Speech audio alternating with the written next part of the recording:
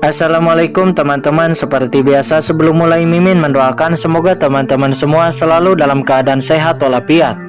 Oke, kali ini kita akan melanjutkan Martial Master versi novel bagian 577. Bagi yang baru bergabung, selamat bergabung. Dan bagi yang belum subscribe dulu lah agar Mimin tak semangat lagi nih bikin videonya. Oke, kalau sudah kita langsung masuk ke isi ceritanya.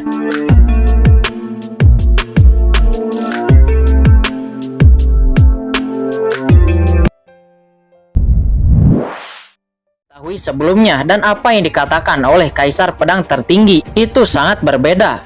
Apakah ada masalah dalam hal ini yang tidak dia ketahui? Kaisar Pedang Tertinggi juga menjelaskan bahwa penguasa tertinggi dari ras iblis alien telah memotong kekosongan. Tujuan dari iblis alien melakukan ini untuk membuat benua Tianwu tidak pernah berkembang, dan ahli manusia di benua Tianwu tidak akan pernah menerobos ranah alam suci. Sebenarnya jika manusia dapat keluar dari benua Tianwu dan menyingkirkan batasan aturan benua Tianwu, itu akan meningkatkan umur. Manusia bisa hidup selama 100.000 tahun, kata Kaisar Pedang Tertinggi. Dia menjelaskan kepada Qin Chen. Mendengar semua ini, Qin Chen terkejut. Ini benar-benar melebihi pemahaman Qin Chen. Ternyata banyak sekali rahasia di dalamnya. Tidak heran jika dalam 10.000 tahun terakhir belum terlahir orang kuat di ranah alam suci di benua Tianwu. Tetapi Qin Chen menyadari bahwa 10.000 tahun yang lalu sesuatu pasti telah terjadi di benua Tianwu. Tetapi Kaisar Pedang Tertinggi dan Gu Junren sama-sama jatuh terlalu dini dan tidak mengetahuinya. Senior, di mana pintu masuk dan keluar menuju kekosongan, kata Qin Chen dengan sungguh-sungguh. Dalam kehampaan yang tak berujung, aku tidak tahu persis di mana, tetapi itu seharusnya berada di ujung utara daratan, kata Kaisar Pedang Tertinggi. Mendengar ini, Qin Chen terkejut. Surga langit utara ternyata adalah inti dari daratan. Dia tiba-tiba memikirkan alam rahasia iblis surgawi, ibu kota selatan kuno, rawa kematian hitam, pegunungan leluhur iblis, dan alam rahasia Saint Luo. Pedang karat misterius di tangannya sebenarnya diperoleh di alam rahasia Saint Luo di tanah 5 kerajaan. Hingga kini Qin Chen belum bisa memahami asal-usul pedang karat misterius ini. Harta karun seperti itu tidak bisa menjadi barang biasa. Tetapi sekarang Qin Chen mengerti bahwa jika wilayah surga utara pernah menjadi inti dari benua Tianwu, maka semua ini bisa dijelaskan.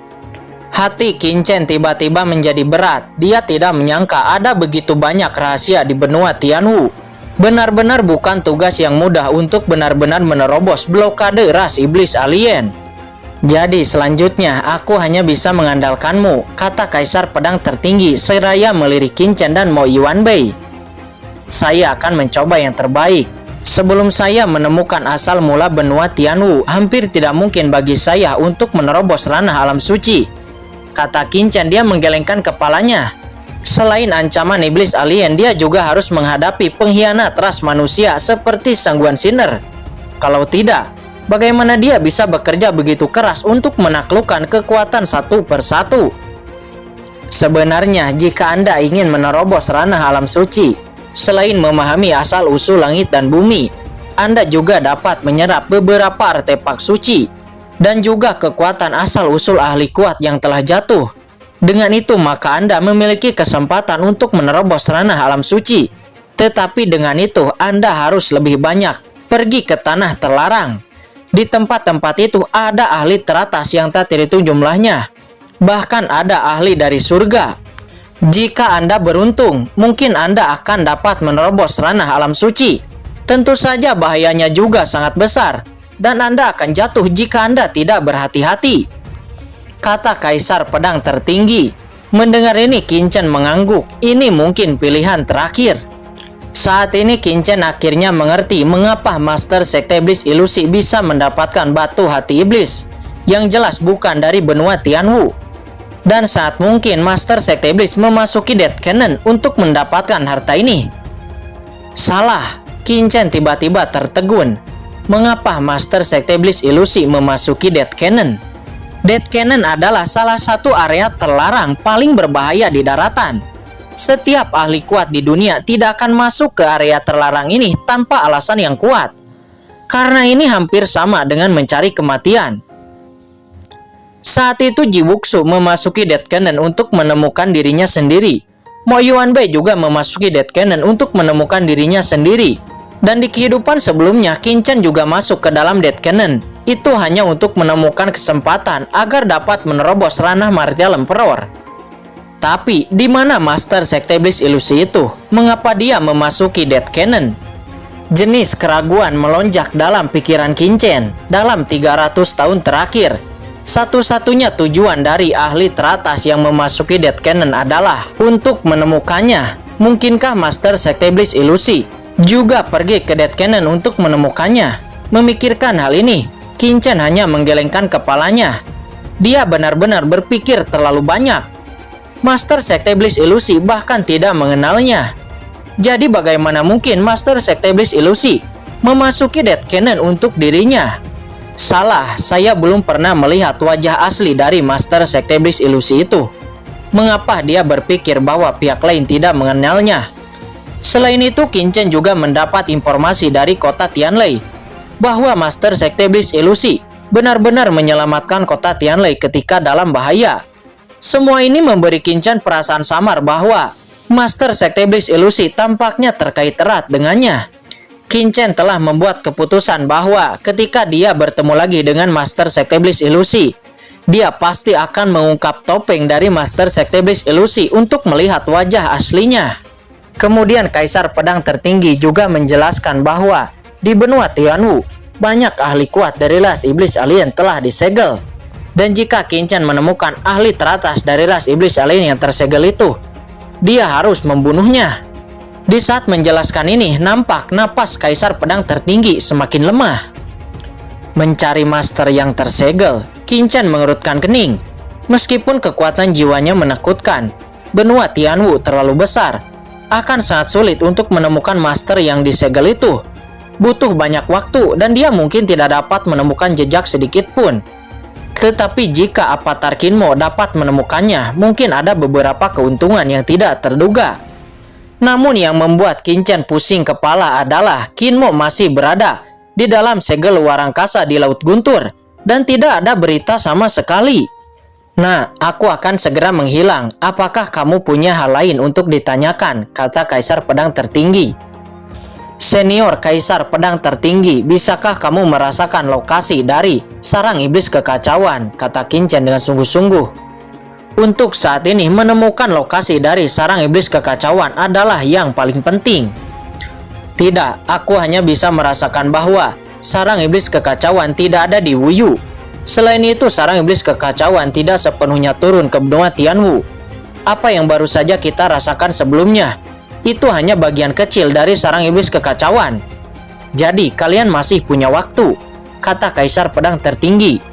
Mendengar ini, Qin Chen mengangguk. Dia secara alami setuju dengan pendapat Kaisar Pedang Tertinggi. Akan tetapi ketika dia menghancurkan benih parasit, sarang iblis kekacauan tidak datang. Tetapi ketika giliran Wan Qiming, sarang iblis kekacauan datang. Dapat dilihat bahwa sarang iblis kekacauan sangat dekat dengan benua Tianwu. Itu setidaknya dapat mengirimkan kekuatan ke benua Tianwu. Anak muda, tugas melindungi benua Tianwu diserahkan kepadamu, kata Kaisar Pedang Tertinggi. Pada akhirnya dia menghela napas dalam dan berubah menjadi titik-titik cahaya, lalu kemudian menghilang. Alam nampak bersedih, sepertinya menangisi jatuhnya Kaisar Pedang Tertinggi. Chen Xiao, apa yang baru saja terjadi? Pada saat ini Wan Qiming dan yang lainnya akhirnya tersadar dan membuka mata, merasakan pemandangan di sekitarnya, dan semuanya menunjukkan keterkejutan. Mereka samar-samar dapat merasakan dunia luar, tetapi pada saat-saat kritis, mereka secara alami kehilangan kesadaran mereka.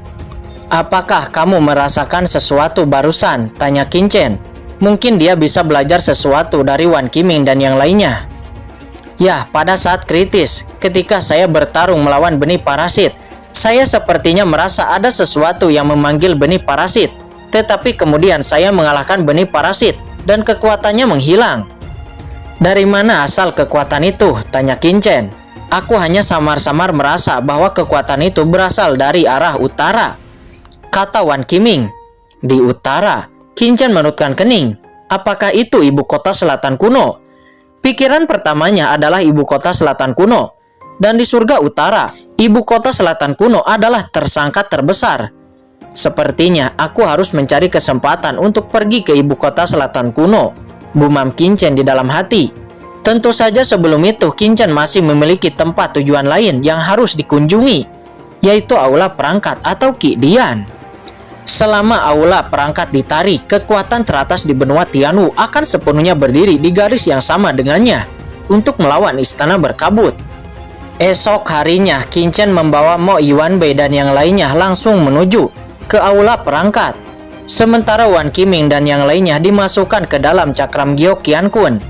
Tentu saja sebelum pergi, Qin Chen juga pergi ke Wan Baolou, lalu mengambil kembali beberapa barang yang pernah menjadi miliknya. Sementara semua berita yang terjadi di Wan Baolou kembali menyebar. Ketika berita tentang Wan Baolou menyebar dengan liar di daratan, Qin Chen dan Mo Yuanbei telah tiba di markas aula perangkat, yaitu Gunung Tianzhen. Gunung Tianzhen adalah gunung tinggi yang menjulang di atas langit.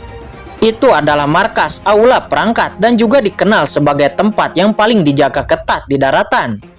Seluruh Gunung Tianzhen nampak dipenuhi oleh berbagai formasi. Dikabarkan bahwa ada juga formasi suci yang diwarisi di zaman kuno. Bahkan jika itu adalah master di ranah alam suci, itu mungkin tidak dapat membobolnya. Gunung Tianzhen, saya datang. Saat ini Qin Chen melayang di luar Gunung Tianzhen. Seseorang akan masuk tanpa izin. Sebuah teriakan terdengar dan pada saat yang sama banyak sosok naik ke langit. Di langit banyak pria kuat muncul dalam sekejap dan tubuh mereka penuh dengan aura yang mengerikan, menatap Qin Chen dan Mo Yuanbei dengan dingin. Qin Chen dari kota Tianlei, Mo Yuanbei dari Papilun Pil datang menemui Tuan Gu Huamao, penguasa istana instrumen, kata Qin Chen seraya melengkungkan tangannya. Qin Chen, penguasa kota Tianlei. Mo Yuanbei, penguasa Papilun Pil. Ekspresi dari banyaknya ahli istana instrumen nampak berubah, dan mereka semua menunjukkan keterkejutan. Sekarang reputasi Qin Chen di daratan begitu besar, sehingga semua orang mengetahuinya. Apakah itu pertempuran di kota Tianlei, pertempuran di tanah suci darah, atau pertempuran di Papilun Pil? Seluruh benua terkejut. Dan apa yang terjadi di Wan Baolou belum lama ini juga disebarkan, dan itu mengejutkan aula perangkat. Melihat ekspresi ngeri dari banyak master dari Qi Dian, Qin Chen tidak bisa menahan diri untuk tidak berkata, "Apakah saya begitu menakutkan? Mohon untuk menunggu sebentar, saya akan segera melaporkannya kepada penguasa istana," kata pemimpin penjaga itu seraya melengkungkan tangannya. Sosoknya bergetar dan dia langsung pergi. Sesaat kemudian beberapa sosok keluar dari Gunung Tianzhen. Hahaha, Presiden Papilun dan Presiden kota Tianlei, selamat datang. Suara itu terdengar disusul dengan kemunculan seorang lelaki tua berjanggut abu-abu, dan sekelompok master sudah muncul di depan Qin Chen. Orang tua berjanggut abu-abu itu bernama Gu Huamao. Dia merupakan presiden dari Qi Dian. Tuan Qin, saya tidak pernah menyangka ternyata Anda adalah murid dari Kaisar Qin Chen dan juga merupakan murid Papilun Pil yang memasuki alam Yu kuno waktu itu, dan juga orang yang telah menyelamatkan murid-murid saya yang pada saat itu memasuki alam Yu kuno. Orang tua ini benar-benar mengaguminya, kata Gu Huamao. Dia berkata dengan senyum di wajahnya. Saat ini Lau Jimo juga ada di antara kerumunan. Dia tersenyum dengan sangat antusias.